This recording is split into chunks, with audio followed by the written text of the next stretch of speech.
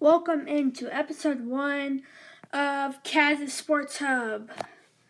So we will start the episode. So welcome to Kaz's Sports Hub, sponsored by Kaz Nation Network, Monday through Sunday, exclusively on YouTube. And we will start at the top of the show about Super Bowl 55 and how I think Tom Brady and Mahomes will be the deciding of who will be the GOAT in the NFL. Now, just my opinion to say, because I don't want people being like, yo, he's the GOAT, So, just keep it in mind, it's my opinion. You can have yours. And yeah, so Super Bowl 55, Kansas City going up against Tampa Bay and Tom Brady. I think, just my opinion, as I said, I think that Kansas City will lose. Not because of Mahomes, not because of Travis Kelce, not because of the Cheetah, not because of Sammy Watkins, not because of the Chiefs. It's because Tampa Bay has so much more depth than Kansas City has. I know. They have Sammy Watkins, they have Travis Kelce, they have Tyreek Hill. I know, okay? But the reason is because they have they have Mike Evans, they have Leonard Fournette, they have Tom Brady, they have 3 good wide receivers. How are they supposed to stop 5 guys when all Kansas City has Chris Jones?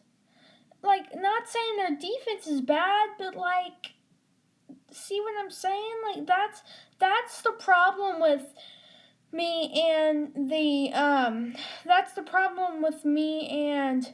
the Kansas City Chiefs. I just think on February 7th on ESPN, I just think that the depth that Tampa Bay has compares none to the depth that Kansas City has. Not saying that they're a bad team because they won the chip last year, but just saying that that they do not have as much depth as Tampa Bay has. So we'll move to next segment, NBA here. We have, because I'm a Lakers fan too also, so it kind of hurt me when we lost 107-106 against the 76ers. Embiid had 28 points, LeBron had 34, 6 and 6, Anthony Davis had 23, 8 and 2. It just really hurt me because I'm a Lakers fan and it really hurt. I think us as an organization to lose to a Philly team. Not saying Philly's bad because they have Ben Simmons, they have Joel Embiid, they signed Seth Curry, they got Danny Green, etc. They got Doc Rivers. I mean, they got Daryl Morey. I mean, no disrespect, but come on, Lakers. I mean, LeBron had 34. Anthony Davis had 23, and you couldn't get it done, Lakers. Are you kind of laxing? We got to pick it up though, because if they want to win, they gotta get it together. So next segment, well, still with the NBA. Which one do you think that would have a better chance to win MVP? LeBron James or Joel Embiid? LeBron is averaging 25 points per game. Embiid is averaging 27 points per game. LeBron has 4 championships. Joel has 0. But which one do you think has a better chance? Let me know in the comments. And you can just chat down there. I'm trying to make something where you guys can send me stuff. I might try to get a P.O. box, maybe. for stuff for the show and stuff. As I said, Cavs Nation now, the show, Cavs Sports Hub Cavs Sports Hub is sponsored by Cavs Nation Network, and I will be here Monday through Sunday at 6 p.m. exclusively on YouTube. So back to the show, as I said, we have a kind of a packed show today. Not the biggest one. So Philip Rivers retires after 17th season, lose to the Buffalo Bills in the wild card round. Now, I think he should go for one more. I really did. I think he had a great one season with the Colts. I really thought he could have made a run back one year. I didn't think that he could win the championship, but I think that he could have made one more quick run with the Colts, which kind of stunk for his career to end on that bad note, because the Bills were so good until they lost to Kansas City. But I just think that he could have went for one more year after the loss took him to the Buffalo Bills in the rounds against the Buffalo Bills in wild card. And yeah, it kind of stunk. I feel like the Colts, though, they had a great season until the playoffs came around, and then they were just bottom. So, yeah, I really thought, though, that he had a good career. Let's hop into some more NBA stuff. That the Blazers face off against the Rockets. Damian Lillard averaging about 28.7 points per game, and John Wall averaging 18 points per game. 7:30 p.m. That'll be on TNT. And then we got the Clippers taking on the Heat. Kawhi Leonard, if he is in this game, is averaging 26 points per game. He was out due to COVID protocols. And then Bam Adebayo averaging 20. That's at 8 p.m. on PT. Lakers facing off against the Pistons. LeBron James averaging 25.6 points per game at 8 o'clock against Jeremy Grant and his Pistons. Jeremy Grant is averaging 24.4 points per game on Fox Sports Detroit and the Lakers broadcast. And then the last game of the night at 10 p.m., we got the Warriors taking on the Suns. Steph Curry averaging 27.7 points per game. And Chris Paul is the top guy available right now because Devin Booker is out with a injury on a sprain against the Nuggets in the overtime loss. The first game of the two. Chris Paul averaging 15 points per game on Fox Sports Arizona, and probably where the Golden State broadcast is too. So we are going to talk about UFC 257, everyone. Sorry, I'm flipping the script to the other page. We're going to talk about UFC 257. So it kind of went opposite ways from the first fight in 2014 to the second fight in 2021 on January 23rd. First fight, 46 seconds, McGregor whooped Dustin Poirier. And now Poirier just came back for revenge and swapped out the outcome where Poirier kicked McGregor, but bad. It was 2 rounds, and it was, the first round he barely, I don't know what's wrong with McGregor. he's taking these title fights that make no sense. Not because he's bad, but like firstly, when he took on what's his name? I forgot his name, but the guy he took on in 2018, he got beat there, and that's where basically he took a downfall. Not saying McGregor's bad because he's been good for years and years, but just saying that he's taken a downfall since that 2018 title fight. And since that 2018 title fight, he lost to Dustin Poirier again. Well, he lost to Dustin Poirier this time. So I think what he needs to do, if I was McGregor, I would take some little small fights and then work up to another title fight to regain his good fights, and then you take on smaller opponents and get up bigger and bigger and bigger until you reach another title fight, and then you could maybe win that title fight and actually regain your stuff. The only reason McGregor retired, he said, was because he was just disappointed that he couldn't get any fights till Poirier, and he just took that on because he wanted to just do that because he had nothing, like no fights to do.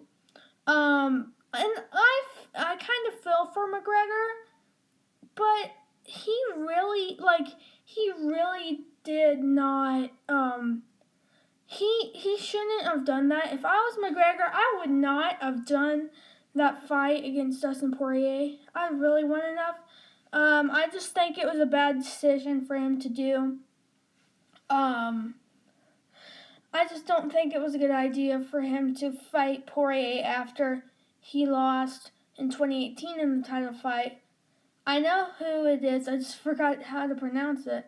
But yeah, that's what I would do if I was McGregor, because I don't want to be like, yo, I can't find a fight, and then so I'll just take on a title fight and do against Poirier, because I thought McGregor would actually win that because he slept Poirier in the 2014 fight.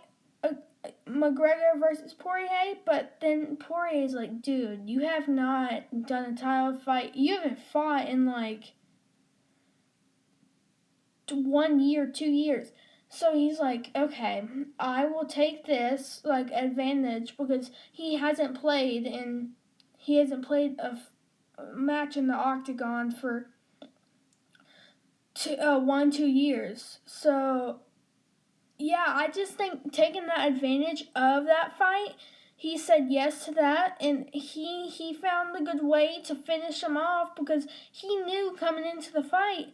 I know he still knew it was a big fight, but he knew he could win that one because McGregor hasn't played in the octagon for a match in 1 or 2 years. So he took that advantage, accepted that fight, and brought him down in 2 rounds. I think a lot of people thought McGregor could do the same thing he did in 2014, but he just didn't. He did not want to. He didn't want. He basically just went like, "Yo, I'm gonna barely fight you," because he almost got knocked out in the first round, but then that second round, I think he was just tired and. He as I said, he didn't fight for 1 or 2 years. So I just think it was hard for him, a hard break for his career. So I just think that if I was McGregor, as I said, I think that he should take little small fights and then work his way up to bigger and bigger fights until he finally gets back to a title fight. Which I think can happen. It's not saying that I think McGregor's bad. It's just saying that I think that McGregor should work his way up and go from the bottom to the top. That's what I would do. But we're going to end this off with a quick final match thing. Poirier knocked out McGregor in the second round of UFC 257 Fight Night on January 23rd, 2021. And, okay, we are going to move into Deshaun Watson. Like, the Texans are like, yo, let's hire a new coach. And he did not know anything. I don't even think he knew that Watson wanted out. Even though it's a big thing, I didn't even think he knew that he wanted out. So now he's in this big situation. I'm a new coach. Hey, my star quarterback wants out. I think it was a good decision to fire Bill O'Brien, get a new coach. Good choice. If Watson is mad at the organization, I think this is one of the reasons. He gave up DeAndre Hopkins for James Johnson. No, not James Johnson. The Johnson running back. Sorry. And 2 first-round picks. Like, he's DeAndre. You just let go DeAndre Hopkins for that running back. Like, what? Dude, it's not saying that he's bad because he played great, but still, you're letting go DeAndre Hopkins. He almost led them to a wild card with Kyler Murray. Their team it was just a bad trade, honestly, for the whole Texans organization. I don't know what they were thinking about trading for DeAndre Hopkins, trading for the running back for over DeAndre Hopkins, which is one of the best wide receivers in the league. Like, I could make an argument, which I think Tyreek Hill's better, but there's an argument probably in the world about Tyreek Hill or DeAndre Hopkins. That's how good DeAndre Hopkins is. Like, okay, let me say this. What is the point of getting the Johnson running back for two first-round picks attached? Like, he's a star wide receiver.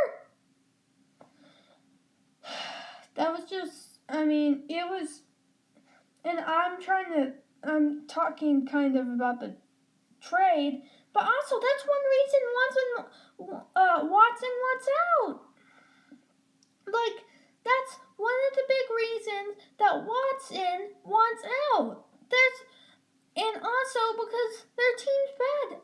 They got that one Johnson running back and Deshaun Watson, and then they fired their bad coach, Bill O'Brien. Well, not a bad coach, but based off overall rankings, yes. Dude, I feel like I'm Stephen A. Smith right now. But yeah, like, it's just not worked out for the Texans. For the new coach, it's definitely not worked out because he did not know about the new thing about, hey, my star quarterback wants out. And he's like, hey, I'm the new head coach. Hey, I want out for a trade. Which I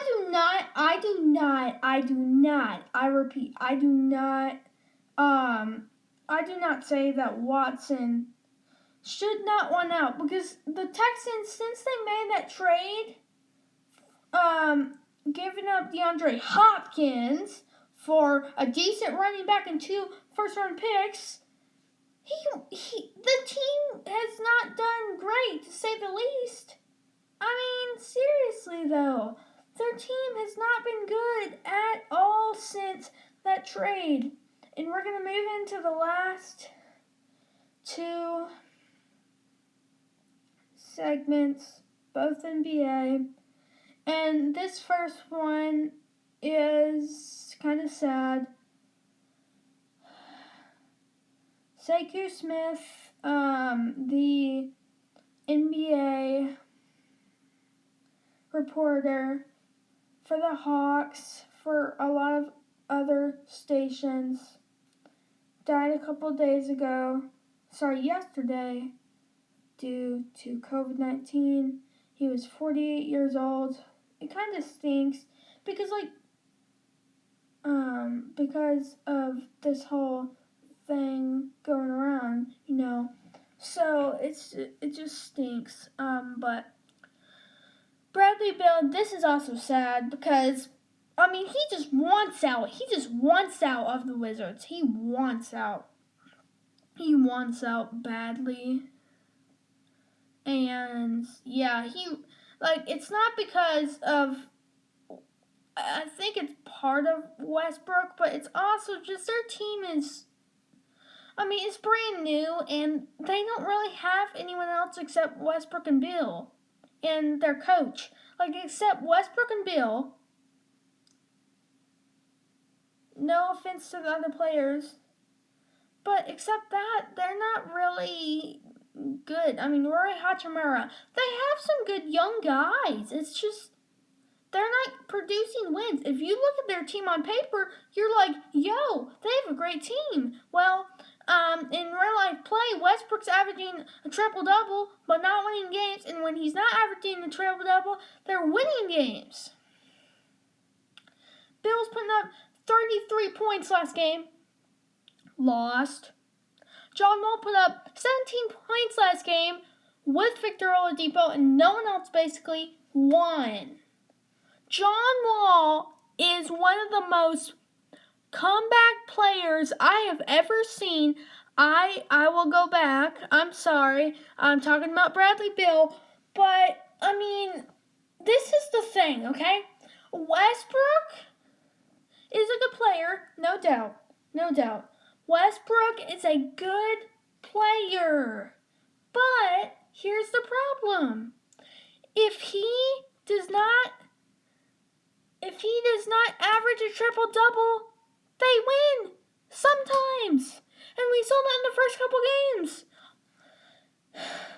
If he averages a triple-double in those first couple games, they lost. If he didn't, but still put up good numbers, they won. It's just a shaky thing with all this stuff going around. Because they also had COVID problems, and they're right in about 3-8 right now. So yeah, their team is very shaky. Their roster's going in and out with players coming in and players going out with COVID. With the thing, so it's just crazy. And then my EKU topic. EKU will be taking on Austin Peay on Thursday. Sorry, yeah, I cannot speak today. On Thursday at 7 p.m. So yeah. And then we'll move into the last segment, Cavs. The Cavs. Do you think the Cavs, I know they've fallen off a little bit, but still, do you think the Cavs' early luck is a fluke? Or do you think the Cavs' early luck will succeed into a playoff run and they'll get bounced out? Or do you think they'll go farther? Now, Drummond's putting up about 19 points a game. Sexton is putting up about 25 points a game. Kevin Love is only putting up about 10 points a game, but he's been out with injury. But the first couple games, he's been averaging about 10, 15 points a game. And then Garland's been out. But, Drummond's been playing good. I think Drummond's been playing fantastic. He's been averaging a lot of rebounds. Been getting a lot of points. So I think he's been playing really good for what he's been producing. And I really think that the Cavs can make a run. I do not think it's a fluke. I do not think it's just because of Sexton putting up good numbers and stuff. Numbers don't lie. Unless you're you're one of those good teams that for some reason goes on a roll for one season and then just falls off that next. And you know what team I'm talking about, but,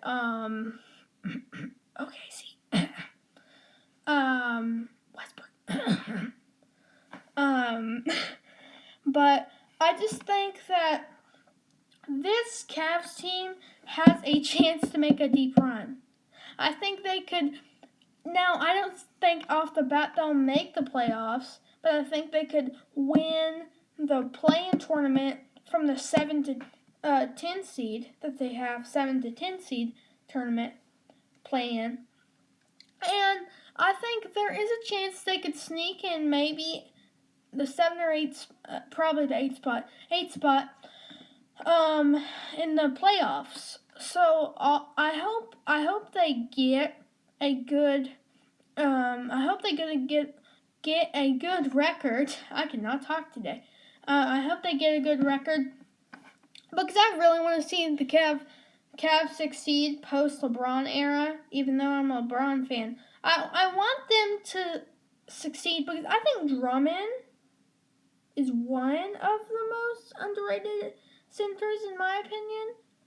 And I'm going to shock you with this. If you're a Boston fan, and I definitely know one person that's a Boston fan that watches my videos, I think Robert Williams, number 44, center for the Boston Celtics, is the most underrated center in the NBA currently. Okay? Currently. If you're talking all time, I'll have to think about that one. But if you're thinking all time, I would have to think about that one. But yeah, I think Robert Williams has brought some good. I think he's brought some good points and some good defense. And I've watched a couple games where he's played really good and scored a lot. But I think Drummond and the Cavs have a chance to make a playoff push. I really do. But it's gonna be hard for them, not because of Drummond like injury history and stuff. It's because Kevin Love, dude, and Darius Garland, if they're not back before the season, like if they're not back for the playoffs, if they do make the playoffs, that might slip. If they don't get back through these next in the last part of the season, they might slip out of the tournament and be 11 or 12 or down seed.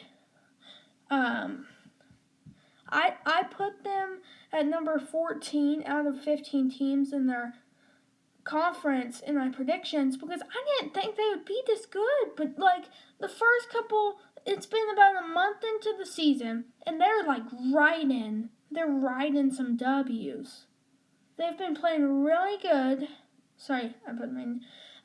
They've been playing really good, and I think they can really make a playoff push if Kevin Love gets back before the end of the season. If Darius Garland gets back soon and balls out, I think they can make a push. As I said, I've said that a few times, but I really do think they can make a push. I think Kevin Love, Andre Drummond, great power forward and center slots, and then they got Garland and Sexton, and then I'm kind of sad about this one. They moved Kevin Porter Jr., one of my favorite players on the team, for basically a cap filler, just a random player and 2 second-round picks to the Rockets. Now, I think for the Rockets, that's a great trade, but, I mean, come on. Cleveland just, I think that Kevin Porter Jr., I know they had so many guards and forwards, but they could have, sorry, I'm trying to cram this in for the 30 minutes. I think he could have really helped the Cavs a lot because he's been scoring a lot those last couple of games. He did play for them, and I heard it because they gave his locker to Taurean Prince, and if they give hey Google, stop. Sorry. If they give your locker to someone, that does not sound good. But hope you guys enjoyed this episode. And sorry, real quick, I'm gonna do outro. And as I said, watching Cast Sports, Sports Hub, sponsored by Cast Nation Network. See you tomorrow on Friday. Yay!